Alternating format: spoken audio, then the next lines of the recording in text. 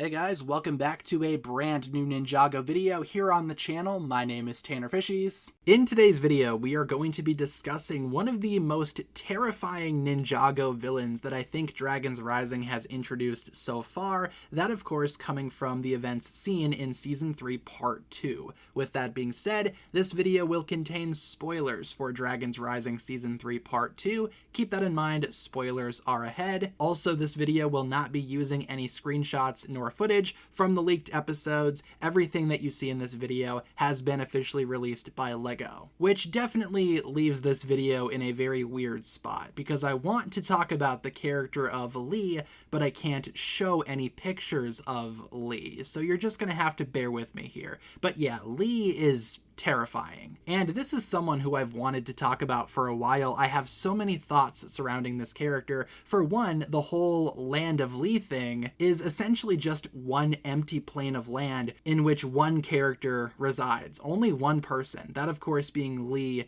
himself. And we learn in flashbacks that he is the only person, again, to exist in this realm. However, he does have the ability to duplicate himself, which I'm not sure if that's anything elemental. It doesn't really sound like it. But after the merge, Lee realized that there are many other people out there in the merged lands aside from just him, so he decided to make a little community of people that showed up on his island. How sweet, right? Except no, he's literally keeping them hostage down in the basement, essentially, building a little society down there under the lie of, oh, the outside world is uninhabitable. You must stay down here if you hope to survive. At the same time, he's going up to the surface planting gravestones for the people that live in his land, so no one comes looking for them, because when they find the gravestones, they'll just assume that they died. That is horrifying. And the Land of Lee itself is rather creepy. I wish I could show screenshots because I have just so many thoughts about how the actual land is constructed.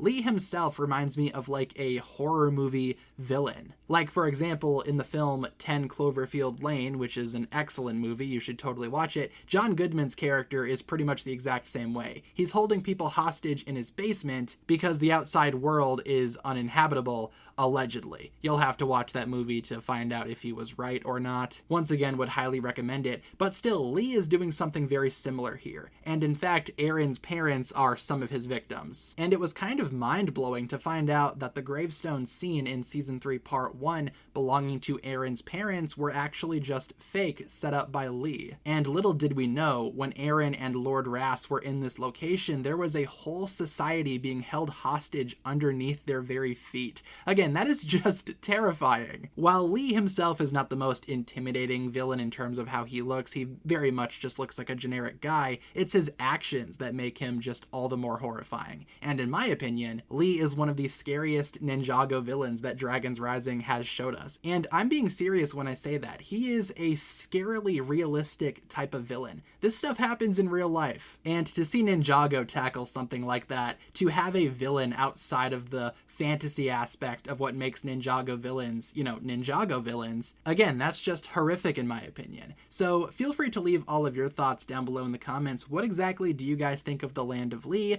Lee himself, that whole subplot? Again, this is something that I have been wanting to talk about for quite some time, but since I can't use any screenshots or footage, it's been hard to try to find a way to, again, talk about this without getting into trouble with LEGO or anything like that. But leave all of your thoughts down below. Thank you so much for tuning in. If you guys enjoyed this one, feel free to like and subscribe, do all that fun stuff, and I will talk to you guys again very, very soon.